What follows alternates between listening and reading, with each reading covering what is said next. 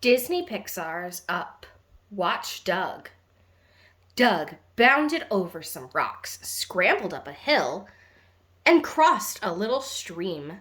The golden retriever was looking for a spot to camp for the night. Following him were his friends Carl Fredricksen and Russell. Doug had met them in South America when Carl and Russell were on an adventure. Doug wanted to find the best camping spot ever, just for them.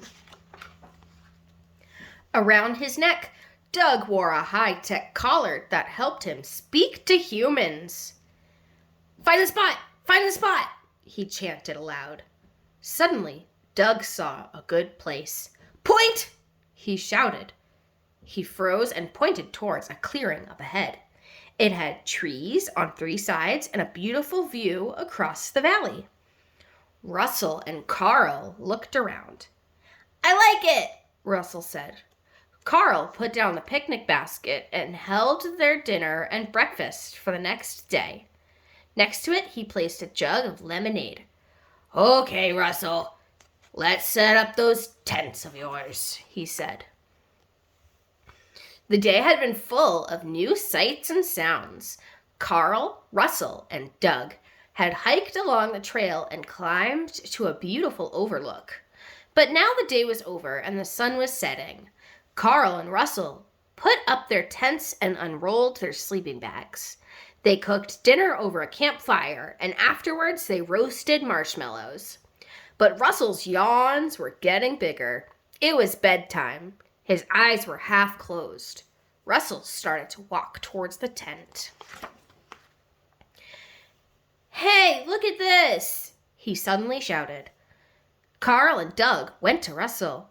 On the ground, just past the campfire, was a trail of paw prints. They all stared. Doug sniffed the tracks. "What kind of animal made these?" Carl asked. "A bear!" Russell shouted. "No, they're too small," Carl frowned. "I'll check my Wilderness Explorer's Handbook," said Russell. But Carl shook his head. "Bedtime," he instructed. We'll keep watch all night," Doug exclaimed. "I will find out. Do not worry. I will not fall asleep." "Good night, Doug," Russell said. He gave the dog a big hug.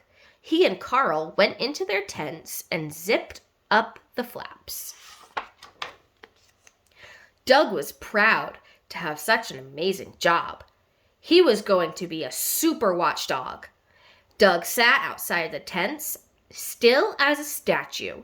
His tail wanted to wag, but Doug wouldn't let it. But wait, what was that by the oak tree? A squirrel? Doug charged towards the tree and tripped over a rope on Russell's tent. Part of the tent collapsed. Doug hung his head. He hadn't meant for this to happen. He waited for Russell to come out. Then he heard a snore. Russell was still sleeping.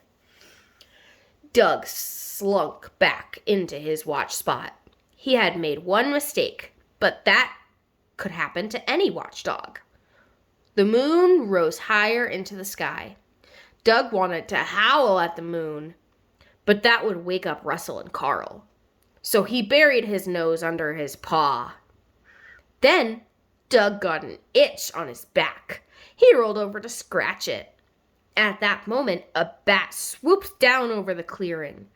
Doug jumped up in surprise. He accidentally knocked over the jug of lemonade.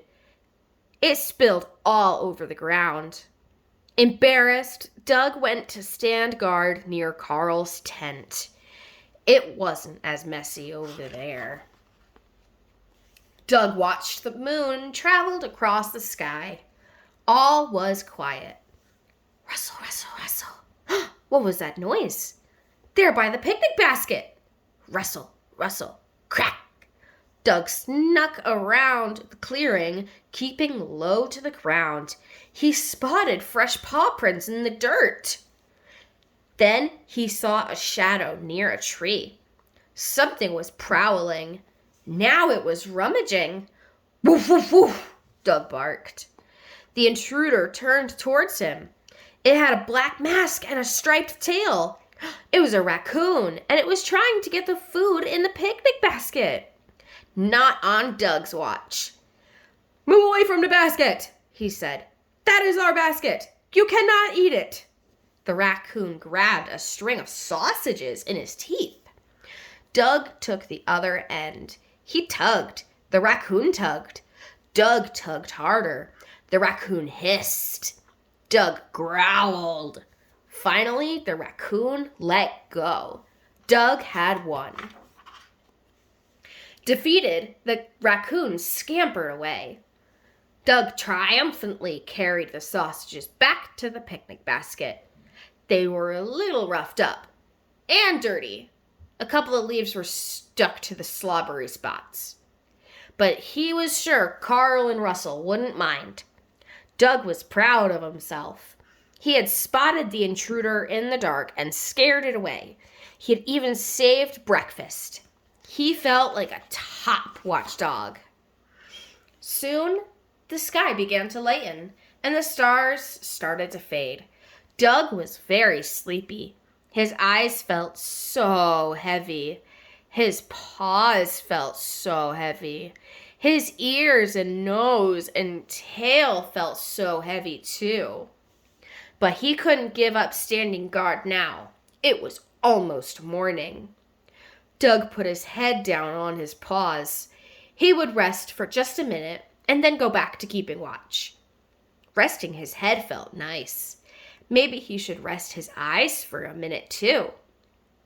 It was getting harder and harder to keep them open. Doug closed his eyes. He wasn't going to sleep, though. He was going to stay up all night and make sure Carl and Russell were safe.